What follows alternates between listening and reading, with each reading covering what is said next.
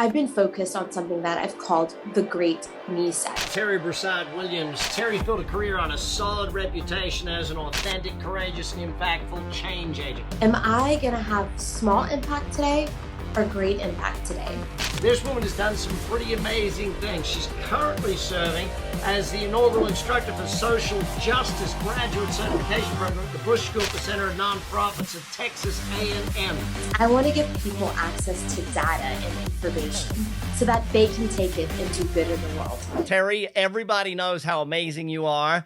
I want to ask you a question, though, to kick us off. What is success to you? Oh my gosh. Success to me is being in a space where one, and most importantly, you can be yourself. You can do something that you absolutely love and help others along the way. That's how I define success, Brad. You know, that's really interesting. Being yourself. Obviously, in the work you do, a lot of that is, I guess, disingenuous areas of the world type thing. How do you stay yourself in that environment? For me, it comes back to that mission I have in life. And I want to give people access to data and information so that they can take it and do good in the world. And so fortunately, I've only been a lobbyist that has lobbied for things that makes the world a better place. So that's my hack to the lobbying world. When did you choose to be successful? So many of us are just a product of our environment. I have an incredible family. My parents always made sure that I had every tool in my toolbox to figure out a path in order to be set up for success. How does success happen? For the longest time, I was one of those people that truly wasn't aware of how they made things happen. You know, I was always in go mode. Just I knew what the goal was and I was going to get there. But now that I'm older and, you know, just a little bit wiser, you know, I truly break it down for myself so that, you know, there's not a lot of things coming at me and I truly can excel at one thing, you know, but today, how I break that down is I think of that one goal that I have. Usually I give myself one big goal for the year. I've been focused on something that I've called the Great Reset.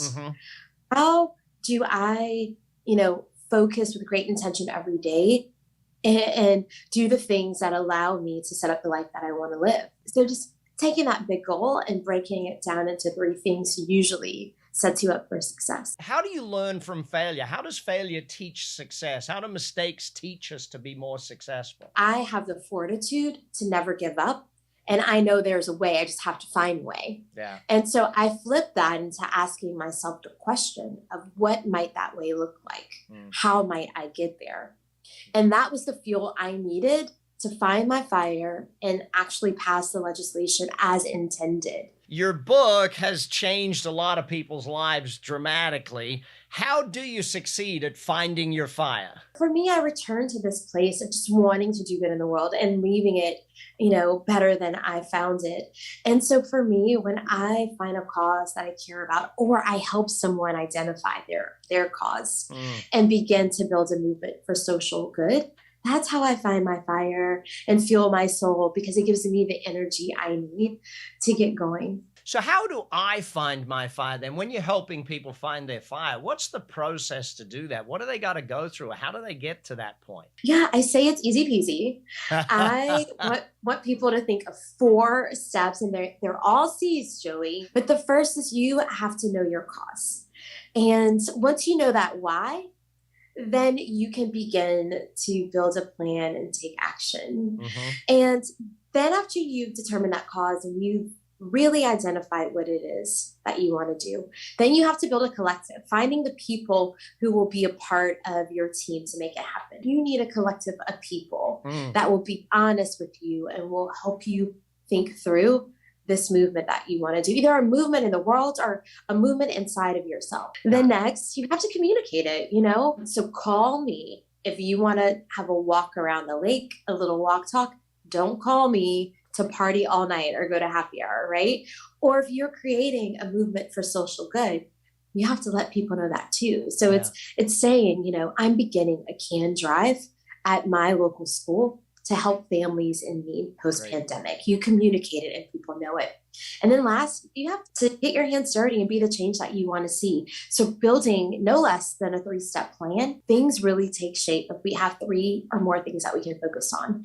But having a plan that will allow you to take those first 3 steps for change surely will have you off and moving. I call that the fire starter formula. What is the success factor, or how do you actually create success at influence? Sometimes we get so caught up in wanting to be a leader and being seen like in the spotlight.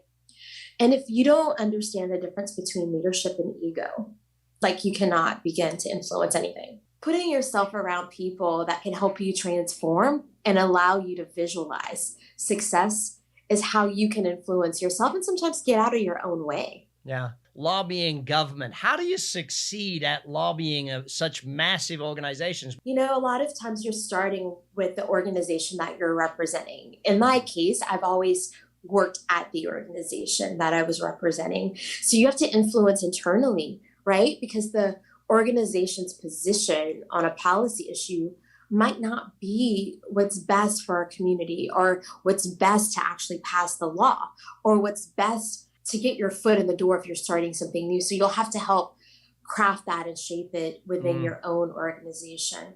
But then you have to go out and talk about it to others. Some of the most toughest people in this country will become gentle giants that want to help. You don't seem to tackle the little problems. You level up. What's the difference between, going for the good things and going for great? How do you find that you do that? You definitely have to tackle them one by one. It's like that saying, you eat an elephant one bite at a time, right? Yep.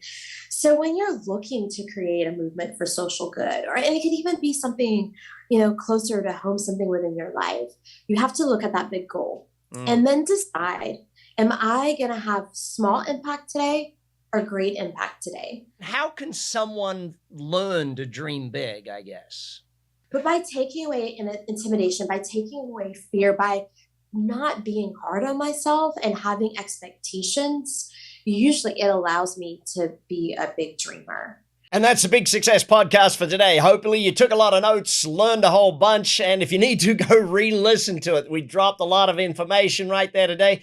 Big success is what it's all about. And by the way, if you haven't subscribed, hit that subscribe button so you're here with us every single week on the Big Success Podcast. I'm Brad Sugars. That's BS. Big success is what we're shooting for. Check the show notes for all the links. Make sure you follow through. Keep learning. Keep coming back. Oh, and by the way, share this with any of your friends who you know are up for success. I'll see you next week on the Big Success Podcast. You've been listening to the Big Success Podcast with the #1 business coach in the world, Brad Sugars. To learn more about how to achieve business and personal success, as well as how to level up or listen to past episodes, visit www.bradsugars.com.